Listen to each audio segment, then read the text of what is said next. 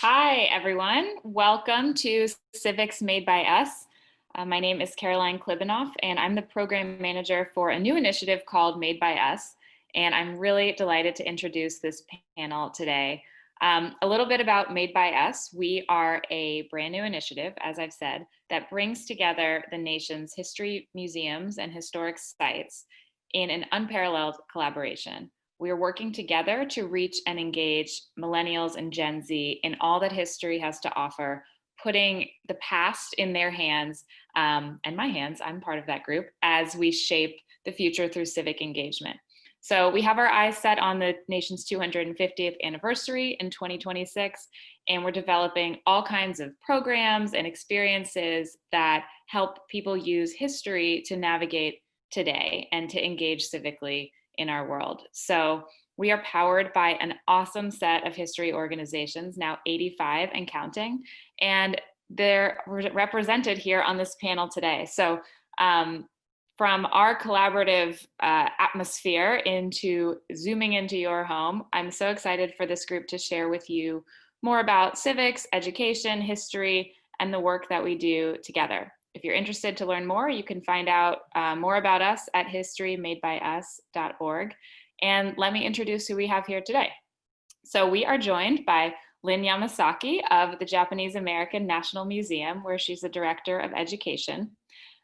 We are joined by Gary Sandling, the Vice President of Visitor Programs and Services at Monticello. We have Mary Ruth Leftwich, the Director of Learning at the Heinz History Center in Pittsburgh, Pennsylvania. And our moderator today is Merritt Jones. She is a senior advisor to Student Voice. And all of these organizations come together through Made by Us to find ways to collaborate and reach new audiences. So I'm excited to hear Merritt's questions for this group and to share with you all a little bit more about the work that we do and the work that history organizations can play in shaping civics education today. Thank you, Caroline. I am really excited for this conversation. Ever since our organization heard about Made by Us, we've just been really excited to dig in and think about the future of history education, and especially in this moment, how institutions can look at gaps and be thinking about the ways that virtual classrooms, as many folks are in right now, me included, as I'm finishing up my undergrad career, can use institutions and museums and the knowledge and resources they have to think really critically about our history.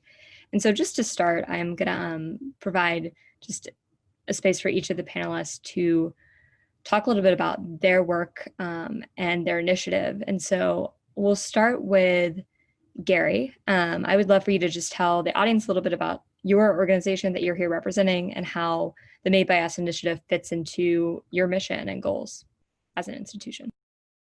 Absolutely. Thanks, Merritt.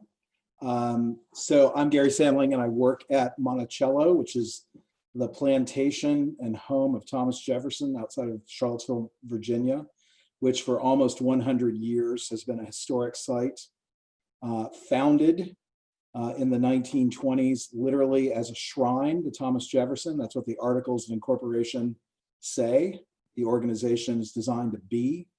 And for many decades, of course, I think its mission, it was to do more than that. It was to talk about ideas associated with the founding of the country that were seen as very important. But all of that happened in a way that ignored the very real and surviving context of Monticello as a plantation of 5,000 acres where hundreds of people were enslaved. So the organization over the last 20 years has kind of worked in various ways, which we can talk about a little bit later, to expand that story, to make it a more comprehensive story, a more complex story, and also one that, and to make it more, and now to work to make it a more inclusive story. In the 21st century, we're a very different country. We recognize, though, that we have some very old problems.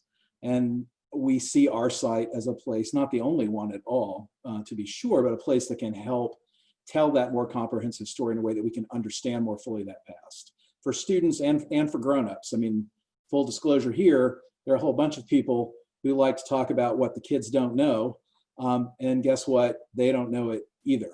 So so that's really, I think, where we are today. So for us, this initiative was one that we were one of the kind of founding partners for this effort, and it really started with some conversations amongst the directors of these organizations and CEOs saying, how can we move into the space relevantly? How can we be more present in the education and not even just the educational activity and curricula of students, but kind of in their consciences about how these contexts affect where we are now.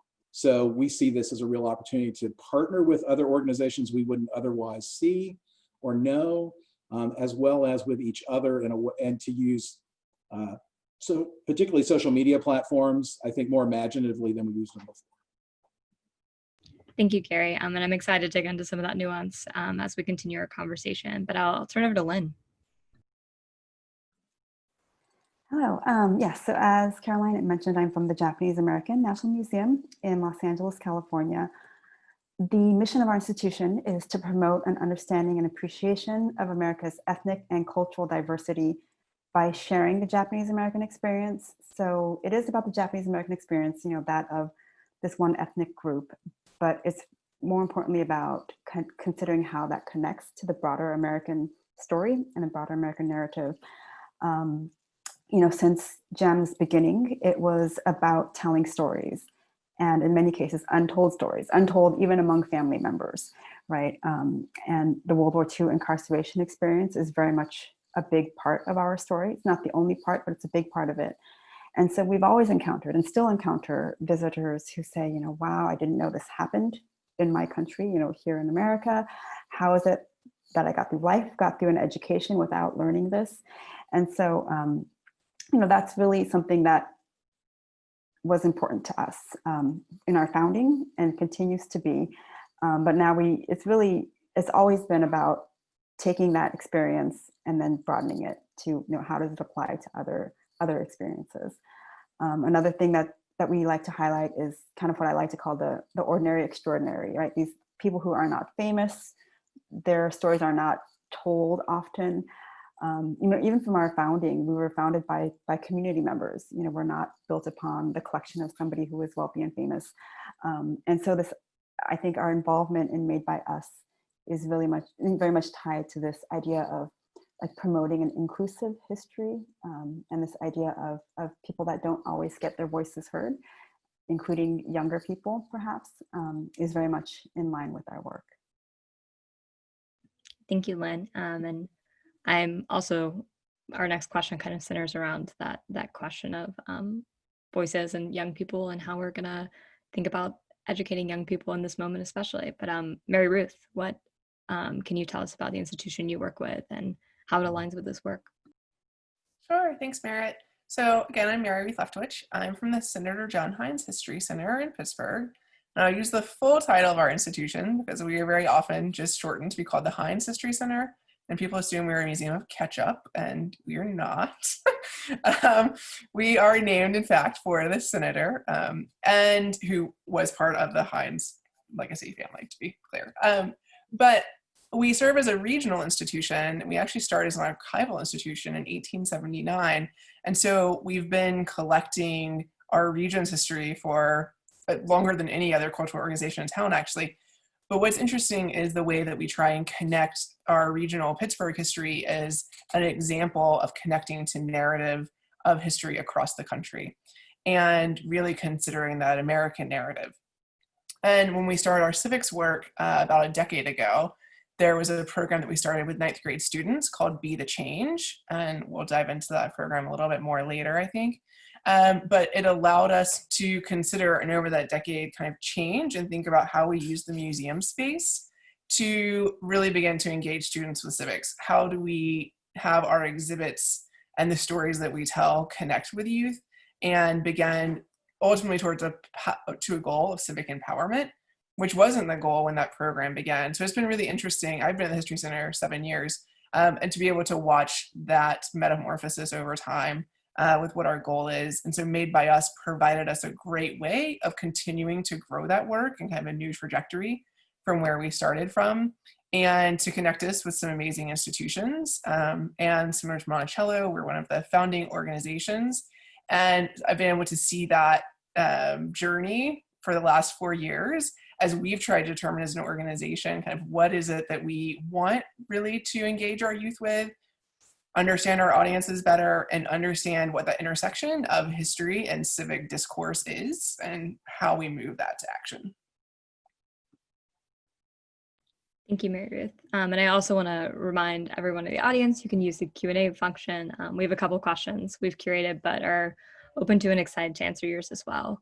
But to just start us off on some actual questions, and I think the one probably most people are thinking about is, how in this moment are we as institutions, you all come from institutions with varied missions, as you've just outlined, but despite those kind of varied missions, how do we educate young people about American history and our civic rights and responsibilities? Maybe we'll start off with you, Mary Ruth. Sure. I was busy also reading the question in the Q&A, which I think actually gets to some of what I think is worth talking about in this question in terms of educating around civic rights and responsibilities. And I mentioned our Be the Change program that we do. And over time, that became something that we grounded in getting students to understand what we call the civics mindset. And so to think about the ways of understanding the characteristics that every person has, both historically and today, and making sure that they can see examples of civic change in the past and what are the mindset elements that allowed that to happen. And so we very much come at this with a growth mindset perspective, and then trying to get the kids to identify in themselves what characteristics they share. And we have a long-term exhibition called From Slavery to Freedom. Pittsburgh was a hotbed of abolition activity, but also had significant changes during the civil rights movement.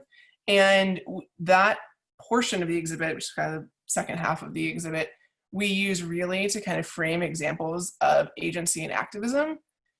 The other piece of that that's important is that we don't start the story of agency and rights and responsibilities just with the abolition movement. We talk about that even with transatlantic slavery, like where are those moments of agency, and making sure that people see agency in all of these intersections in their lives, and particularly around the civic realm. So when we can look at changes that has happened in our society, in our cities, in our neighborhoods, even that granular, then really trying to dissect that and understand what allowed that to happen so that they can use that as kind of a model for thinking about civic change today. And thank you for that. And I want to make sure we get to the audience question you're referencing, but Lynn, I'm going to go to you. Would love to hear how in this moment JNM is thinking about how they're engaging young people.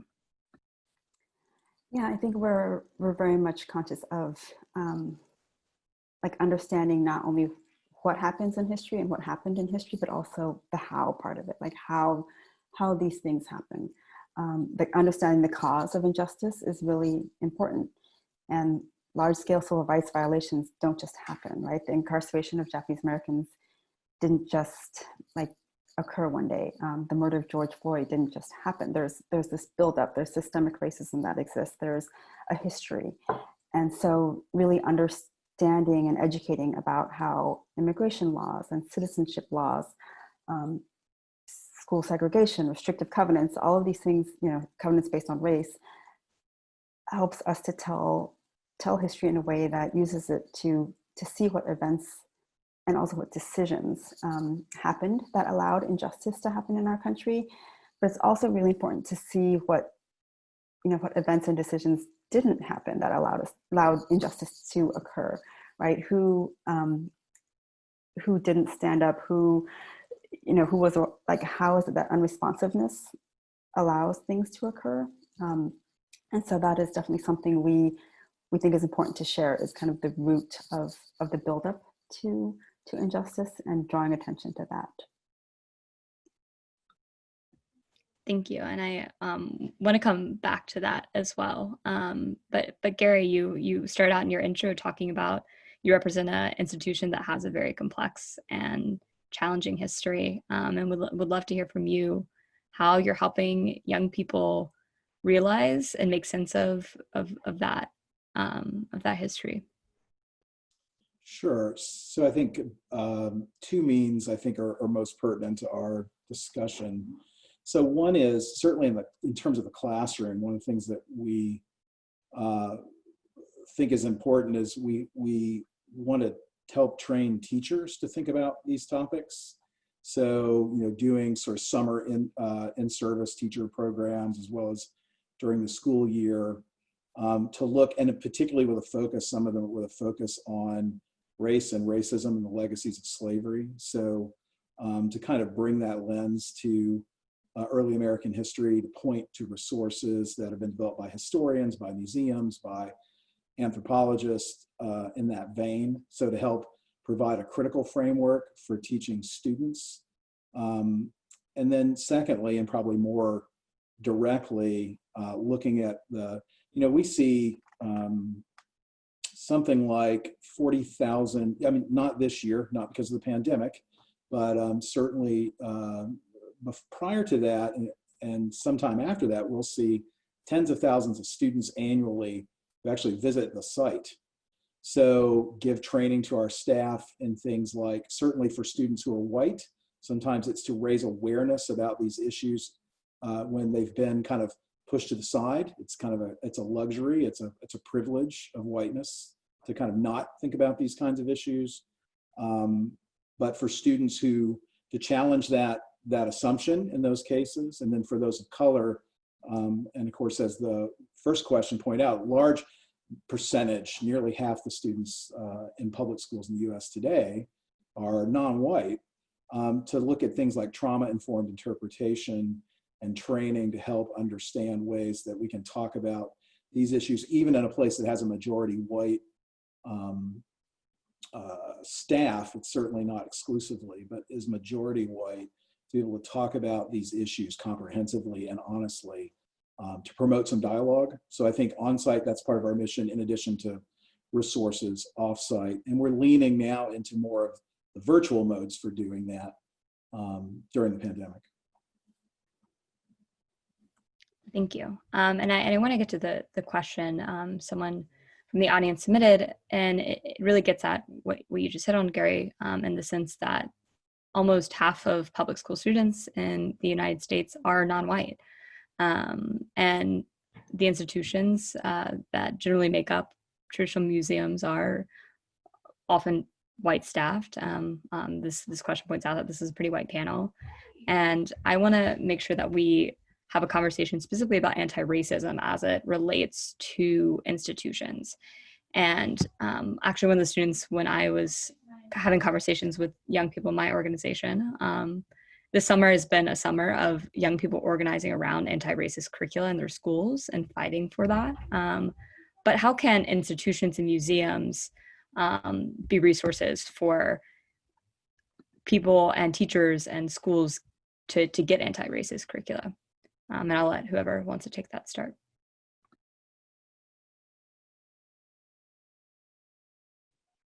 I'm happy. This is always that like awkward Zoom moment of like, who's going to speak next?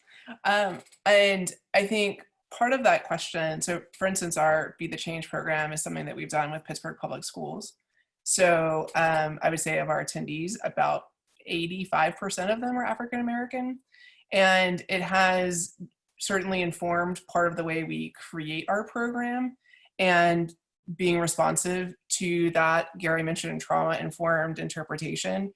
And one of the reasons we actually switched to this mindset idea is we found when we had Black students in our From Slavery to Freedom exhibition, which begins the story of transatlantic slavery on literally recreated decks of a slave ship, which was a very intentional choice by our curator, that we make sure that what we are doing is building empathy from the beginning. And so we began to kind of change the whole way that we interpreted that experience, and the experience we built in that exhibition is radically different in the last 3 years from what it had been prior to that. So I think there's changes in the way that we as museum educators are beginning to think about interpretive practice and think about ways that we engage, and we always talk about meeting visitors where they are, but particularly for our youth, our African-American youth, as we're doing this work around anti-racism in particular. And I noticed they mentioned organizations like Facing History in Ourselves, and we work with Facing History in Ourselves, we work with Teaching Tolerance and the curricula that they've created. And I would say that I don't know that we want to differentiate ourselves from that work in a way that says that we are doing something radically different. I think we share very common goals, and that this intersection of all of those pieces is how we use history to have those very hard conversations. I know this idea of hard history, and people are like, it's not hard, it's just history, and you need to address it, and you need to do that in a way that is empathetic and can look at agency. And so that's kind of the way that we've been trying to inform that. And again, doing work specifically with our public school system has given us a chance, working in partnership with them and the students, to change the way we build experiences. Lynn or Gary? Sure. So I'd say this is work that we have really only thought about systematically for the last 5 or so years, even though we've worked much longer to tell the history of slavery at Monticello. I think this is something that we've only come around to really developing rather late in the game. But for us, particularly training around anti-racism is something that we rely very much on. Some of the teaching tolerance, absolutely. We're a member of an organization called the Coalition of the International Sites of Conscience. And that organization, which is about 20 years old, was established to help show the connections between places of oppression and suffering and marginalization and kind of the contemporary relevance of those places. So working with them and developing kind of training for staff and for teachers has helped us then think about how we can in turn more effectively offer those kinds of tools to our staff and to teachers, and increasingly now to students, at least in the high school age range, to talk about not just to practice it, but then to talk about the how. So that's kind of that's sort of at this point where we are with that, and working with the coalition in particular has helped us do that more effectively. And Lynn, what would you add to this conversation?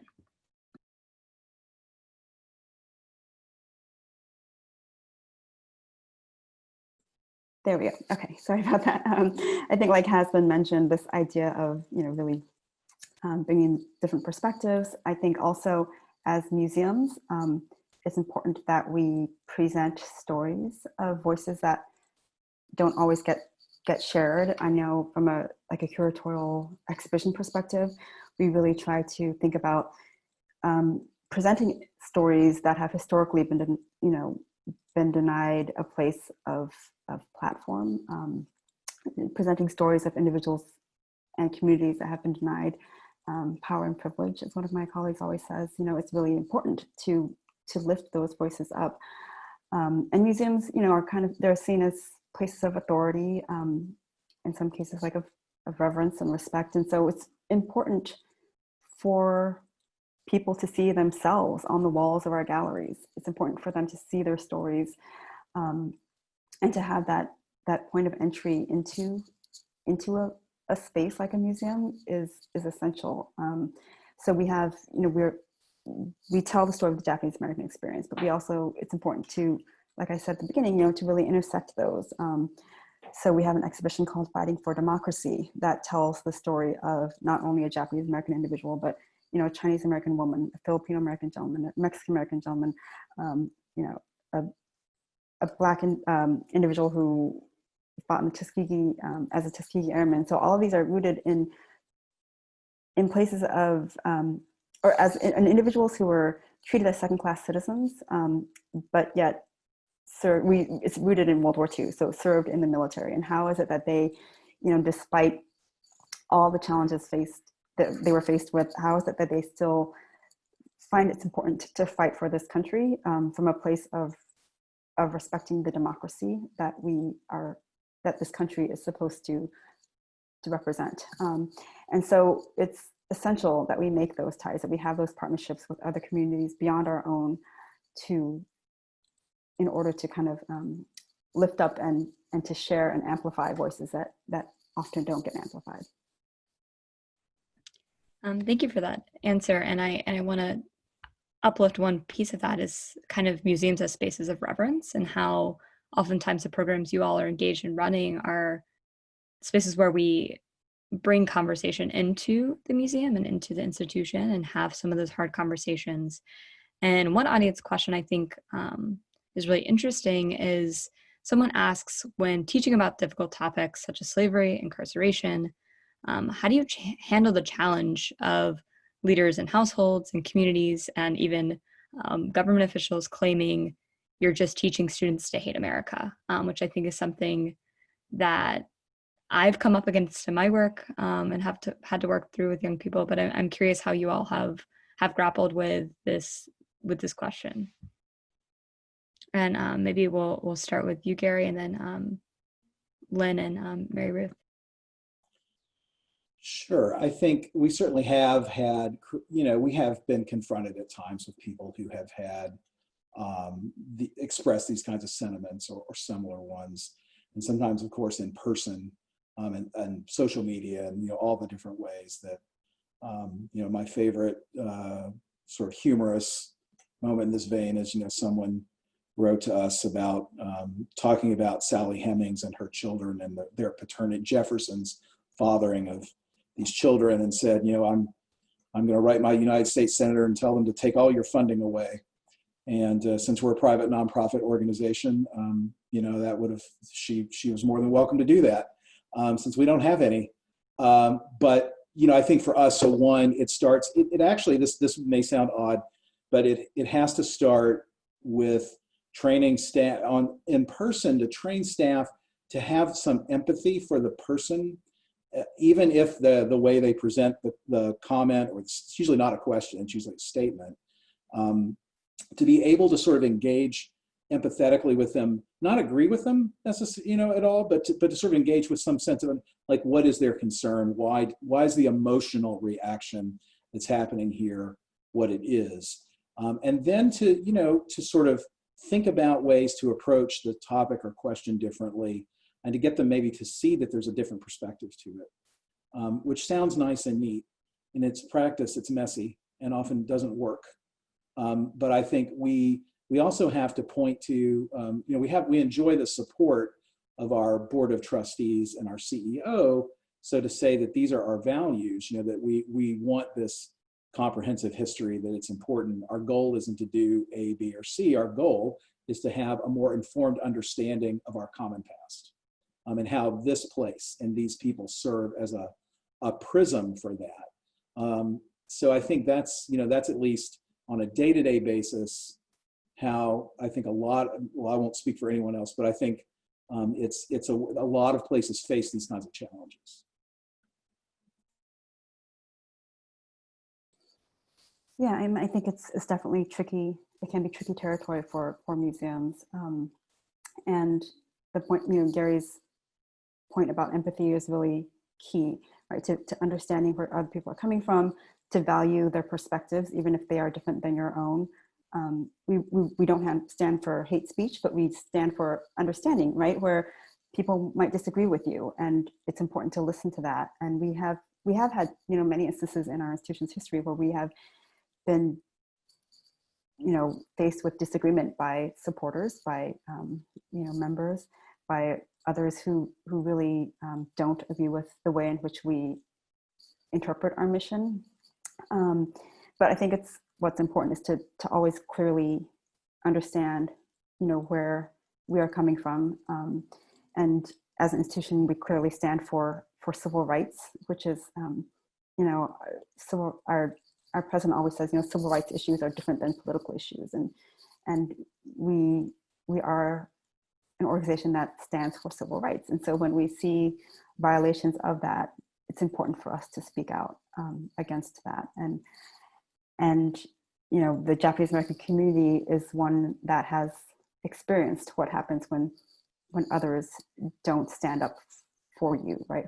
And so this idea of solidarity and standing up and standing with, I should say, other communities when we see injustice is key to our implementation of our mission. Thank you. And Mary Ruth, and I'm wondering if you'll also speak to perhaps what is, if there is a role for museums as almost mediators between classrooms and communities when we're having hard conversations about history. Yes, I think to this question about hard history, racism, and the ways that we kind of work with the ideas of being confronted with that as Americans. And I'm sure most people have seen, it became popularized during a lot of the protests this summer, the slogan, which was, racism is so American that when you protest racism, it seems like you're protesting America. And one of the things that we have been trying to work on over the last few months is finding ways to dissect sort of American principles, but understanding how those are connected to issues of white supremacy.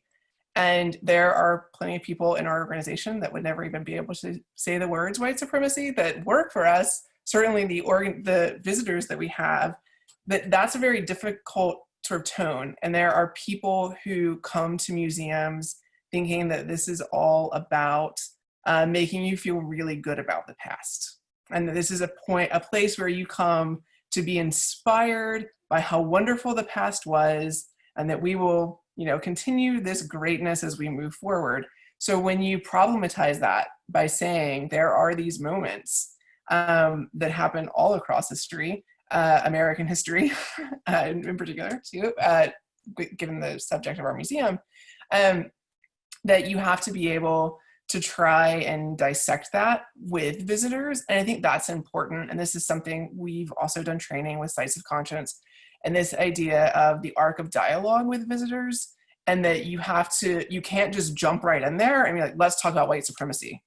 No one wants to start a conversation there, but how do you begin to build perspectives and build ways of asking questions about the past and use the objects and the collections that we have as entry points for that, so that you can then kind of build to a space where you can have those conversations.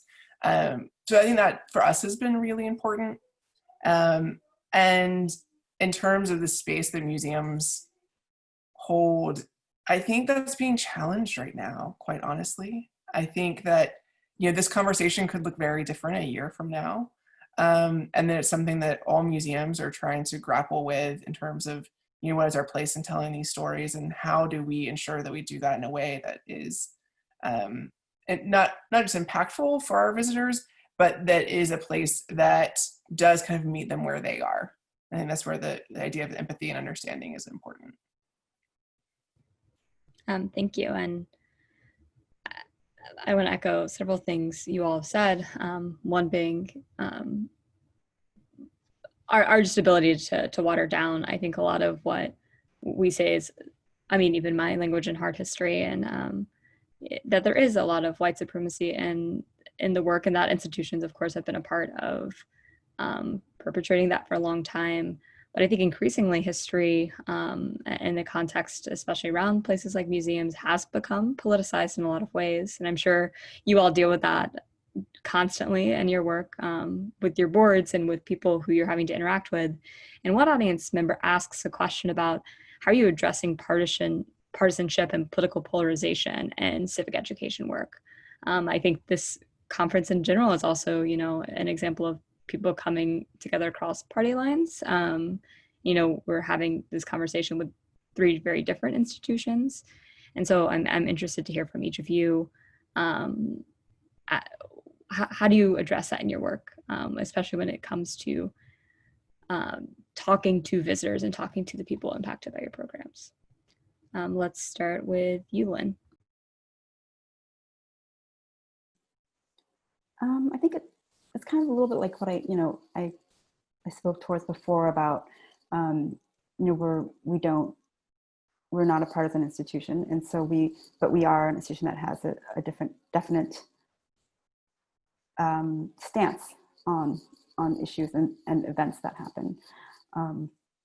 And so it's important that we are firm in that, but also important that we not be a place of polarization. And it's hard right now. It's very hard because, some issues are seen as very divisive. But I think we want to always be we hope to be very clear about where we stand when it comes to issues of injustice and violations of people's civil rights. I don't know if that answers the question, but all that to say, it's hard, and it's something that we do grapple with, and we think about like constantly. Yeah.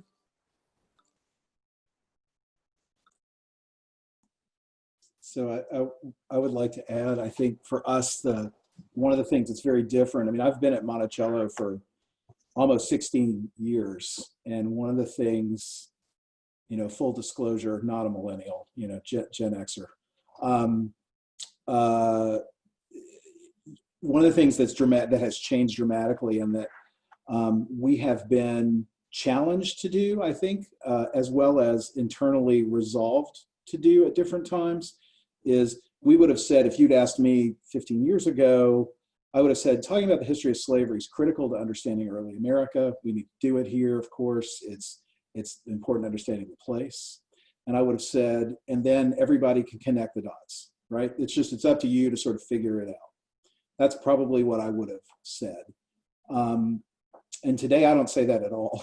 And we don't train our staff who give the tours and programs, and we don't design our digital products either in this vein. Anything that we go out to tell stories about, to Lynn's point, all of this has to be wrapped up in, I think, compelling narratives. Public history institutions can't succeed at helping people to reflect or think about any topic without good, compelling narrative.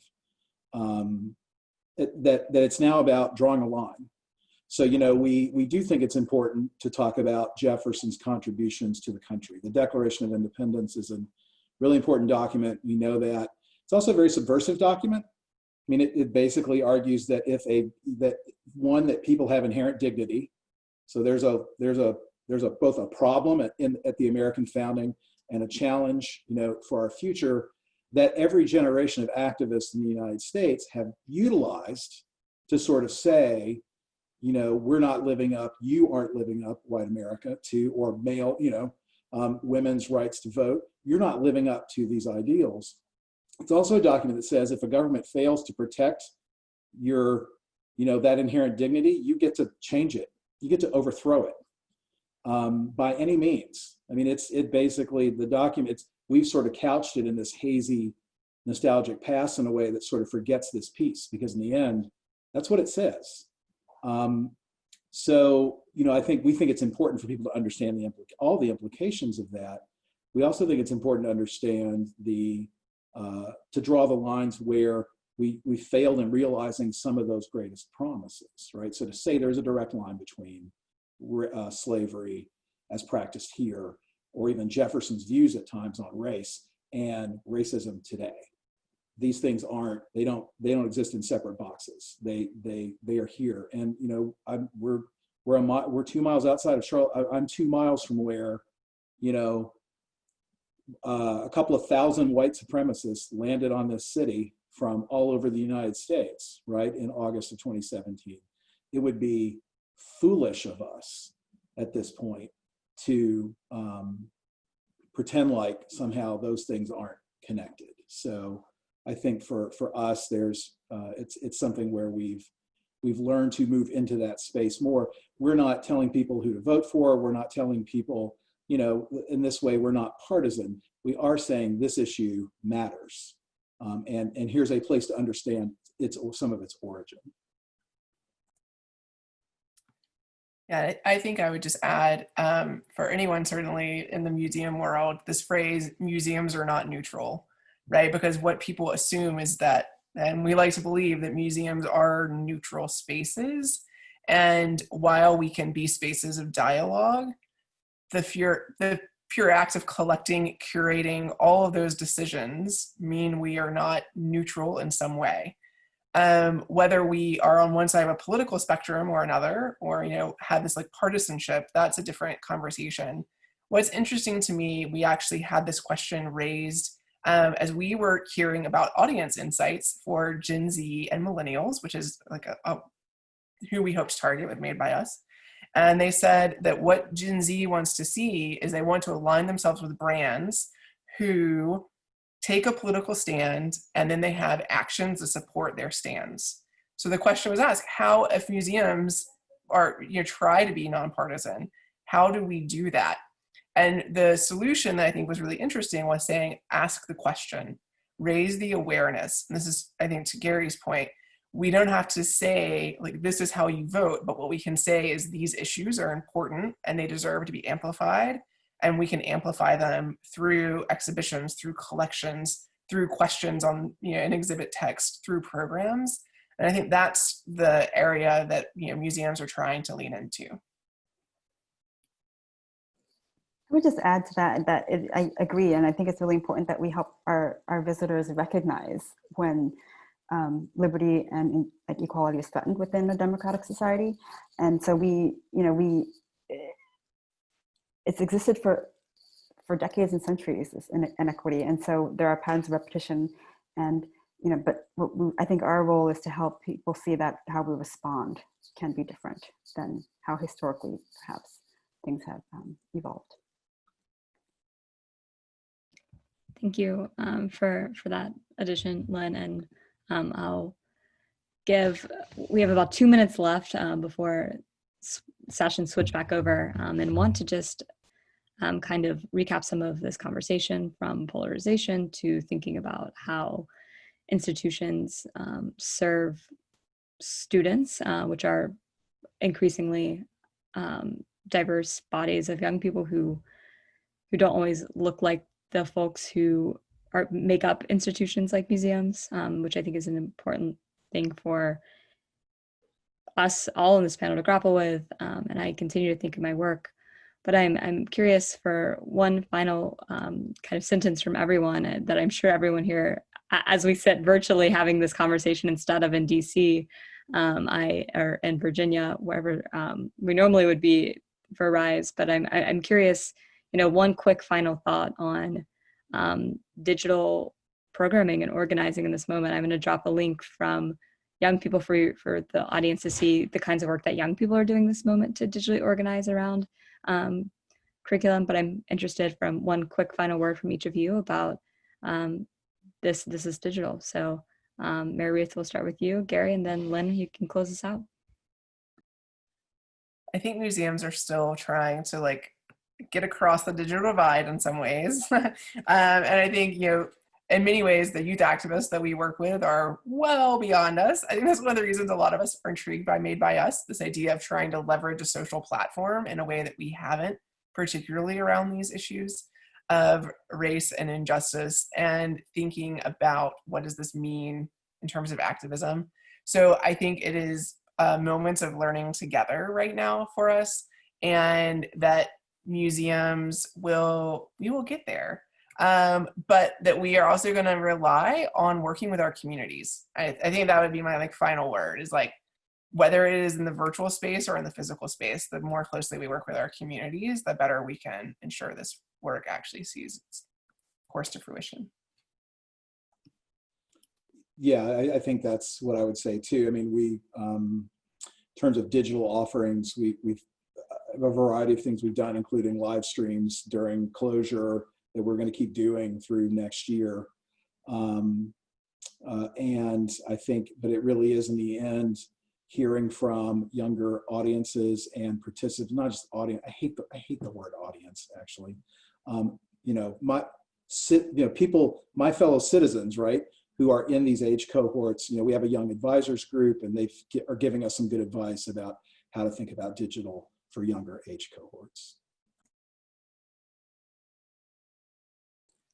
Yeah, I would say I agree with all that's been said. I think one of the little silver linings of the pandemic is that it has allowed for collaboration in a much easier way, right? And more accessibility.